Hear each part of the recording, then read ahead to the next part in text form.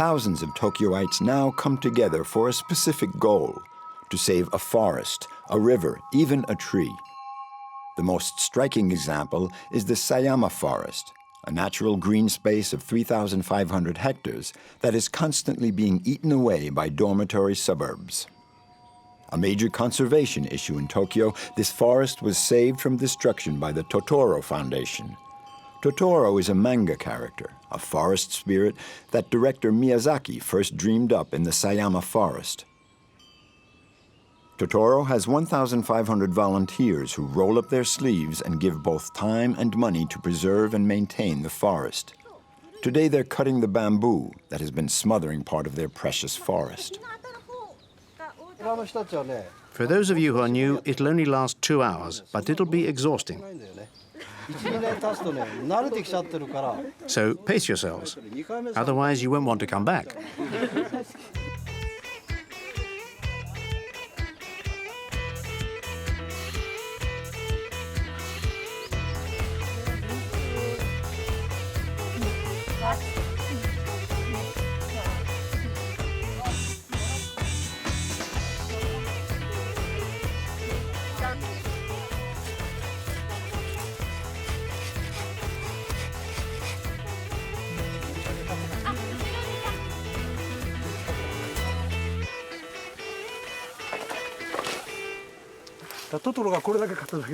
Totoro is protecting this plot of land.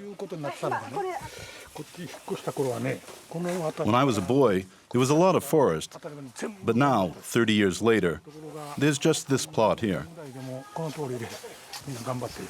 We really have to conserve nature.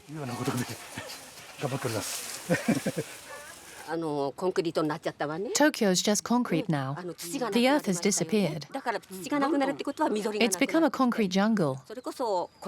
Nature has disappeared.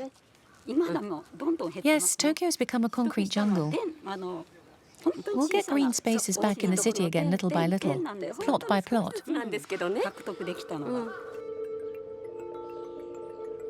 This forest is part of a key landscape feature of Japan, the satoyama. It's the traditional Japanese countryside at its most graceful, a mixture of forest, rice paddies, and bamboo. The Japanese had forgotten this image of rural Japan. Miyazaki's film brought it back to them. A deep nostalgia has gripped Tokyo for these idyllic surroundings, destroyed by the urban sprawl of the 1980s. For their part, naturalists like Kawakami have discovered, to everyone's surprise, that the Satoyama has a biodiversity even richer than that of a wild forest. We're still in Tokyo here. The Satoyama is not a natural environment untouched by man. On the contrary, it's one that's been regularly used by humans, but in a positive way, such as in this valley, which has been converted to create rice paddies, or even here, where they've cut down trees for firewood. It's a natural environment that's been skillfully managed in order to preserve it as long as possible. 50 years ago, you found this kind of landscape in the Tokyo suburbs. Nowadays, there are only 2 or 3 places like it left in Tokyo. The Satoyama is an example of the intelligent management of nature's gifts, a harmonious model and one that Kawakami fights for. This man has cleared the edges of the forest, digging rice paddies, reed beds, ditches, clearings, a mosaic where biodiversity flourishes. I took a broad census of the rare species that live in every corner of this area. Then I gathered all the data in a report that I sent to the people responsible for planning how to manage this ecosystem.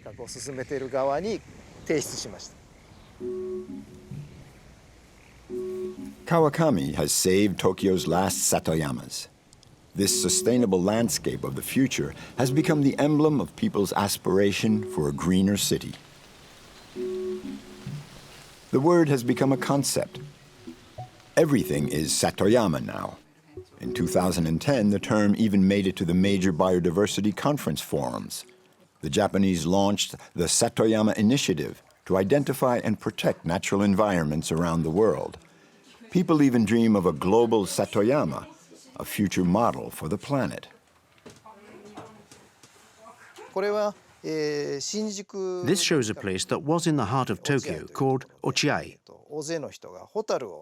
where lots of people came to watch the fireflies. Today it's all built over, but it used to be a natural environment, very much like the satoyama, where people would get together simply to enjoy themselves. The firefly is like a barometer for the quality of the natural environment. I think we should try to bring the fireflies back to Tokyo. That's a challenge for people trying to restore a natural, healthy environment in the city. Pollution has driven away the fireflies. The Japanese want them back, though. To call them back, they celebrate the Firefly Festival. These ones are electric, but the will is there to give them back a place in a city that's waking up to environmental issues.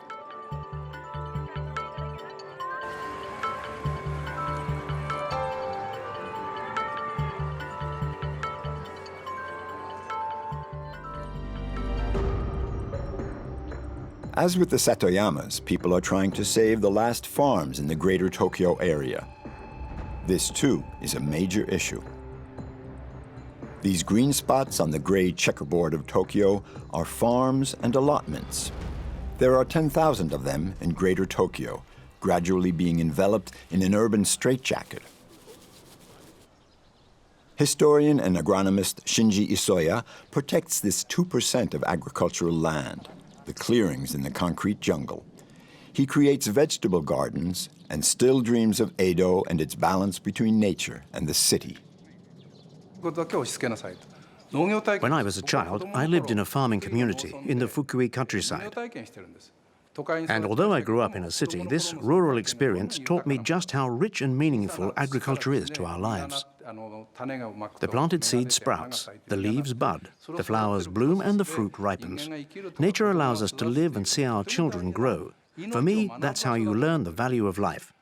So it seemed obvious to me that we absolutely had to protect these lands. Agricultural lands located in the city have several functions. They protect the environment, moderate the climate, absorb rainwater that then evaporates into the air. They are places of refuge in natural disasters. In my book, The Age of Agriculture, I say the 20th century saw the countryside urbanized, but the 21st century should see the cities ruralized. In large companies, 10% of the employees suffer from depression. A new phenomenon has appeared in schools, bullying. All this is due to our separation from nature, and little by little, we're starting to understand that.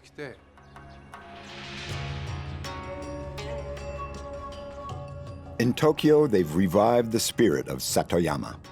It has become the standard bearer, leading nature back into the city. They've mobilized to save their agricultural heritage. For the first time, an environmental policy incorporates both green and blue belts, although this still may not be enough for a city of 13 million inhabitants.